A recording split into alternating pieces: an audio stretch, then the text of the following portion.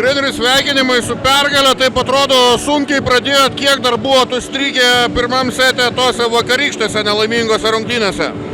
Po tokių prieš dieną žaidžiančių varžybų labai sunku žaisti kitą dieną, kai jau, kaip sakoma, pergalė beveik buvo, o čia jos nėra. Tai šiandien labai sunku buvo žaisti. Sunku buvo išjudėti, vyrai neprofesionalai, tai pavargė labai, tai sunku labai. Jaunimas tai iš vis kojų nepavelka. Po pirmo laimėto seto, kas ten daugiau laimėjo, ar patirtis, ar energija, ar charakteris? Nu, ko gero, jie labai norėjo tą padaryti, o mes galvom, kad ramiai pabūnant mums pasiseks.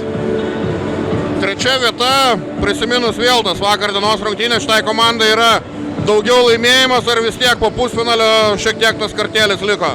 Jeigu nebūtų po pusfinalio, tai būtų labai didelis laimėjimas. Kai buvo toks pusfinalis, tai atrodo, kad galima buvo ir daugiau. Šioks toks dežavu ir vakar diena ir šiandien atrodo su gera energija pradedat rungtynės, pasiema tą setą ir kas nutinka vėliau?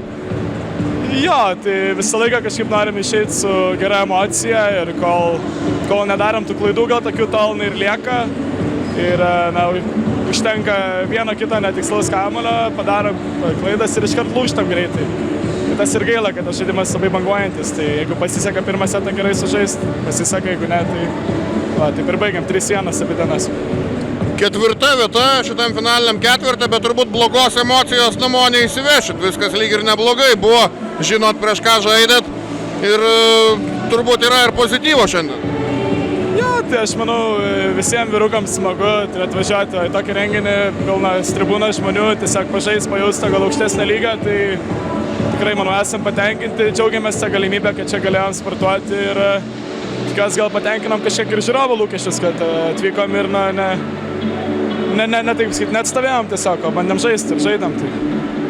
Pat anksčiau buvom įpratę matyti libero pozicijoje, kaip tau šitas amplua dabartiniai? Sunkiai, iš tikrųjų, taip atvirai nemeluosiu ir daug nesportuoju ir daug nesirašiu, tai ta pozicija faktas, puolimas yra toks man naujas dalykas, vis tiek tai reikia prasti, bet noriu tęsti šitoj pozicijoje žaisti tai ir bandysiu, tai kol kas žiūrėsim, kaip atrodys.